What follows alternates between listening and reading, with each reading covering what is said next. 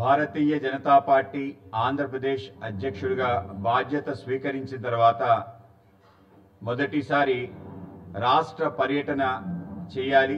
ఆ విధంగా దానికి సంసిద్ధమై రేపు 27వ తారీఖున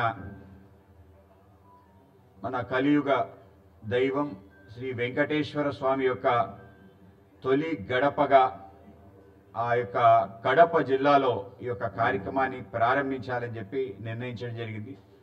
మొత్తం జరిగే ఈ యొక్క నాంది ప్రస్థానం అలాగే ఈ యొక్క ప్రయాణం తొలి మజలి కడప నుంచి తీసుకోవటంలో అటువంటి నేపథ్యం ఉంది తప్ప మరేకేం కాదు.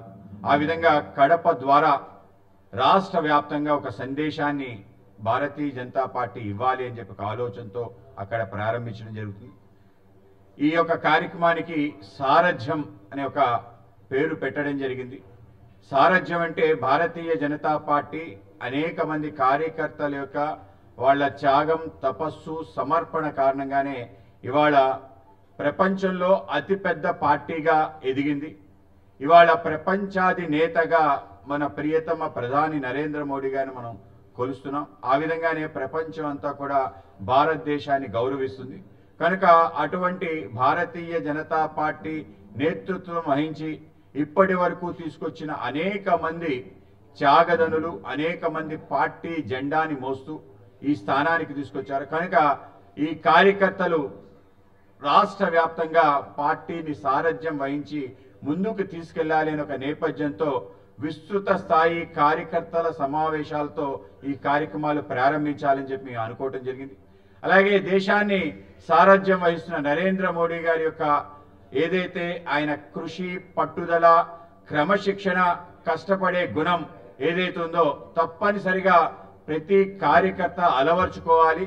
నాయకత్వం అంటే కేవలం పదవి లేకపోతే దానికి సంబంధించిన స్థాయి అనుభవించడంతో కాకుండా అనేక రకాలుగా స్పందించడం, అలాగే అనేక రకాల విషయాల పట్ల మమేకమై ఏ విధంగా ముందుకెళ్ళటం, అలాగే ఏ సమస్యనైనా కేవలం సమస్య మేరకే కాకుండా దాన్ని కూలంకుషంగా ఆలోచన చేసి 360 డిగ్రీల ఆలోచనతో ముందుకెళ్ళాలి. దాన్ని మేము ఏకాత్మ దృష్టి అంటాం, ఒక హోలిస్టిక్ థాట్ ప్రాసెస్. ఆ విధంగా అన్ని విషయాల పట్ల అటువంటి ఆలోచన క్రమంతో వెళ్తున్న నేతగా నరేంద్ర మోడీ గారు ఈ దేశంలో ఏవైతే అపరిష్కృత సమస్యలు ఉన్నాయో, దీర్ఘకాలిక సమస్యలు ఉన్నాయో, స్వతంత్రం వచ్చిన దగ్గర నుంచి 2014 వరకు పరిష్కారం కాని అనేక విషయాల పట్ల ఆయన ఆలోచన ధోరణి, ఆ విధంగా దాన్ని గ్రౌండ్లోకి తీసుకొచ్చే విధంగా ఒక ప్రయత్నం, దాన్ని ఏ విధంగా ముందుకు తీసుకెళ్తూ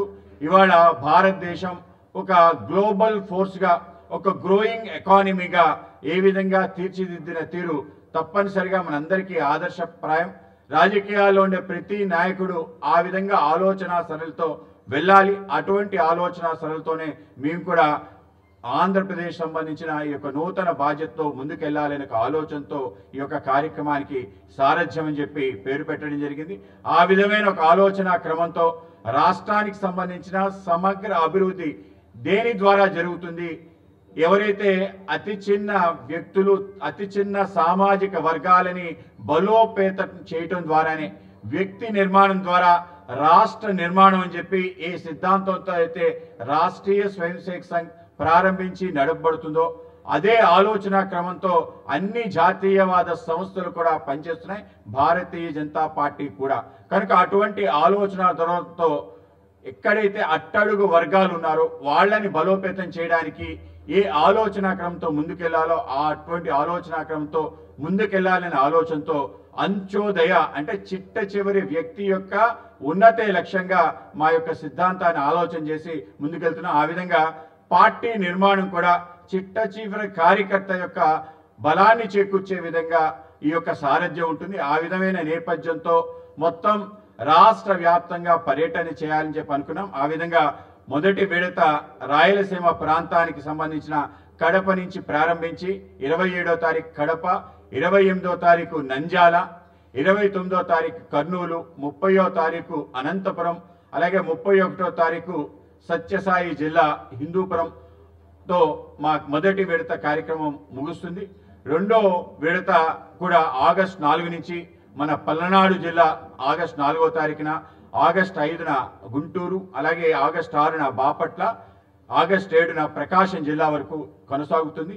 తర్వాత 3వ విడత ఆగస్టు 10 నుంచి అన్నమయ్య జిల్లా, తర్వాత 11న చిత్తూరు జిల్లా, 12న తిరుపతి జిల్లా, అలాగే 13న మన నెల్లూరు జిల్లా, పొట్టి శ్రీరాములు నెల్లూరు జిల్లాతో ఈ యొక్క 3 విడతల యొక్క రాష్ట్ర పర్యటన ఉంటుంది. దాని తర్వాత 4వది, 5వది, ఆ విధంగా 5 విభాగాల్లో మొత్తం రాష్ట్ర పర్యటన పూర్తి చేయాలనుకుంటాం. ఈ క్రమంలో ఈ యొక్క పర్యటనలో అనేక రకాల విషయాలు ఏవైతే ఆ జిల్లాకు సంబంధించిన విషయాల్ని స్పృశించడం, ఆ జిల్లాకు సంబంధించిన నేతృత్వం ఏదైతుందో ఆ నేతృత్వాన్ని కూడా ప్రజలకు తెలియజేయడంతో పాటు కార్యకర్తలు కూడా కర్తవ్య ముక్కులు చేసే విధంగా ప్రయత్నం చేస్తాం. తప్పనిసరిగా అన్నమయ్య జిల్లాతో మనం ఏదైతే 27వ తారీఖు కడప జిల్లాతో ప్రారంభిస్తున్నామో, కడప సంబంధించిన మన తెలుగు భాషకు సంబంధించిన తొలి శాసనం దొరికిన స్థానం, తెలుగుకి ఈరోజు ఒక ప్రాచీన భాష హోదా, క్లాసికల్ లాంగ్వేజ్ హోదా తీసుకురావటం కడప జిల్లా యొక్క పాత్ర ఏదైతుందో గణనీయమైంది. అలాగే మన భాషకి ఒక స్థాయిని తీసుకొచ్చి ఆ భాషకి ఆ విధంగా అందాన్ని చేకూర్చి, అలాగే మన భాషలో అద్భుతమైన కవులు, ఆ కవులు సంబంధించిన అనేక రకాల పద్యాలు వెలుగు తీసుకురావడంలో సిపి బ్రౌన్ గారి యొక్క నేపథ్యం కూడా అంతే గణనీయమైంది. కనుక కడప జిల్లా మన జాతి, మన సంస్కృతి, మన భాషని ఈ స్థాయికి తీసుకురావడంలో అక్కడ అనేక మంది మహానుభావులు కృషి ఉంది.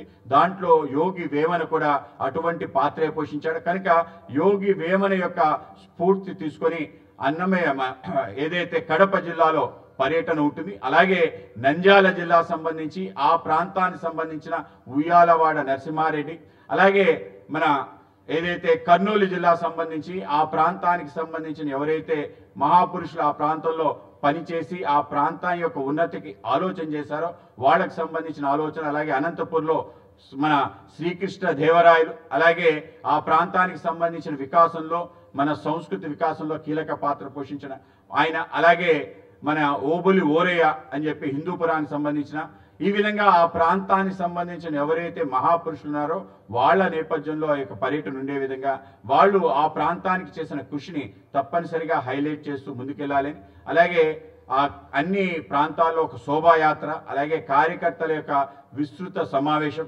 అలాగే ఆ ప్రాంతంలో ఉండే పెద్దలందరినీ కూడా అవుట్ రీచ్ అనే ప్రోగ్రాం కూడా మేము ప్లాన్ చేస్తాం. ఆ విధంగా ఈ యొక్క పర్యటన ఉండబోతుంది. ఒక నేపథ్యంతో అనేక రకాల లక్ష్యాలతో ఈ యొక్క పర్యటన ఉండాలని చెప్పి మేము భావిస్తున్నాం.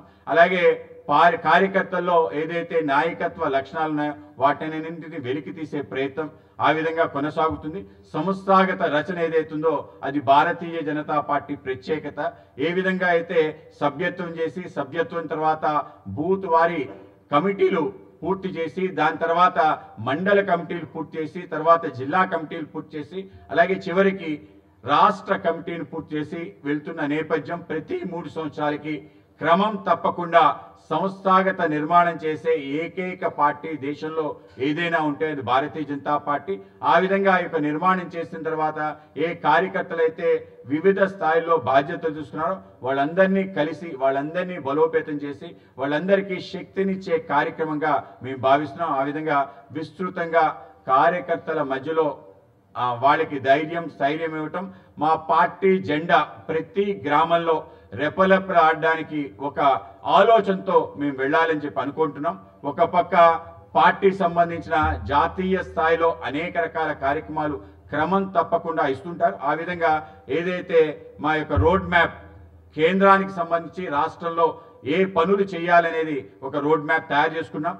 అలాగే ఇంకో పక్క రాష్ట్రానికి సంబంధించిన ఏ పనులు చేయాలి వాటికి సంబంధించిన రోడ్ మ్యాప్ కూడా మేము తయారు చేసుకొని ఆ విధంగా వెళ్ళాలని చెప్పి అనుకుంటాం. దాంట్లో ప్రారంభమే ఈ యొక్క సారథ్యం. ఆ విధంగా ఈ రాష్ట్రంలో ఒక సారథ్యాన్ని కార్యకర్తల మాధ్యమంగా మేము నడిపే విధంగా ఒక ఆలోచన చేస్తూ ముందుకెళ్లాలని చెప్పి మేము అనుకుంటాం. ఈ యొక్క కార్యక్రమానికి మీ అందరి యొక్క సహకారం, పూర్తి ప్రోత్సాహం ఆ విధంగానే ముందుకు తీసుకెళ్తారని చెప్పి మీ అందరినీ కోరుకుంటూ అందరికీ నమస్కారం.